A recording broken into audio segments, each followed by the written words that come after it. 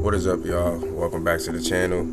Today is July 29th, and we're going to take a look at some serial killers who started their sprees during the summer, as well as some UFO events, and maybe a spouse or two who killed their partner. Man, please make sure y'all like, subscribe, and share, and let's jump right into this. David Berkowitz, aka the Son of Sam, began a series of murders in New York City on July 29, 1976.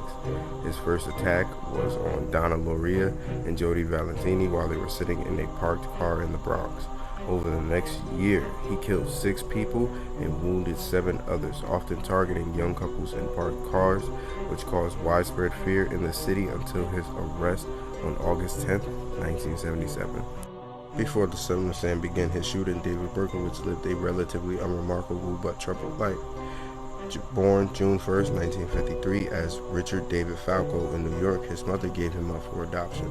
He was adopted by Nathan and Pearl Berkowitz, a middle-class Jewish couple who renamed him David Berkowitz.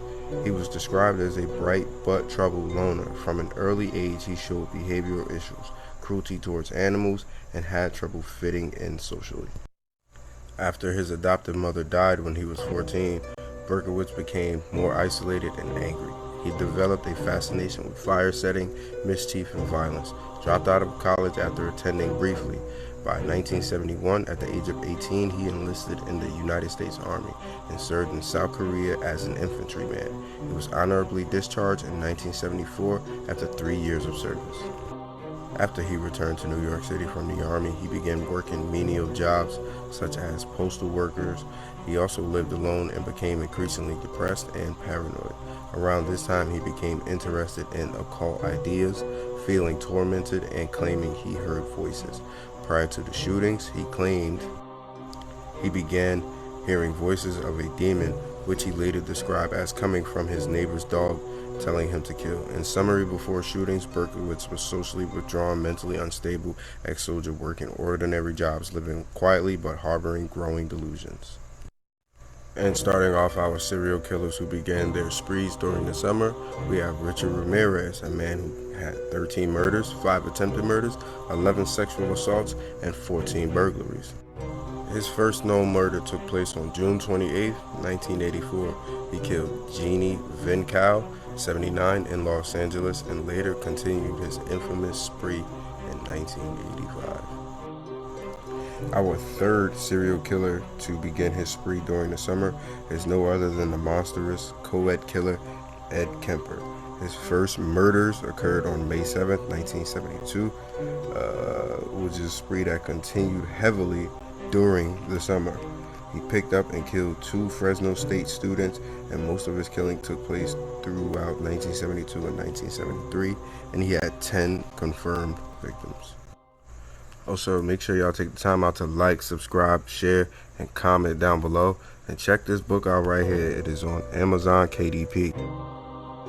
At number 4, we have Charles Schmid, aka the Pied Piper of Tuscan, with 3 confirmed victims. His first known victim was Eileen Rowe from Tuscan, Arizona. She was murdered in summer of August 1964. Starting off our spouse on spouse murder, we have Nareesh Bhatt from Virginia. In 2023, he was charged with murdering his wife, Mamta, who disappeared around late July, but no fully confirmed date for her killing itself. Her body still remains missing to this day. Starting us off for number 1 with our UFO incidents, on July 29th, 1947, the Maury Island incident occurred. In a controversial UFO incident, private pilot Kenneth Arnold interviewed Harold Dahl on July 29, 1947. Dahl described 6 donut-shaped craft hovering over the water, followed by metal debris that allegedly injured his crew and killed his dog. He reported subsequent threats from mysterious figures in dark suits, precursors to the Men in Black legend. And ending our list, we have the Ennis, Montana UFO case.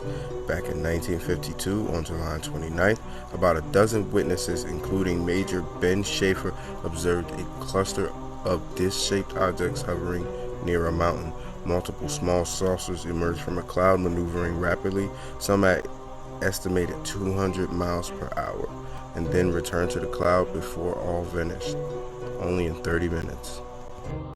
And that puts an end to this video. Please make sure you all like, subscribe, and share, and check those books out in the link, and we will get up with you in the next one.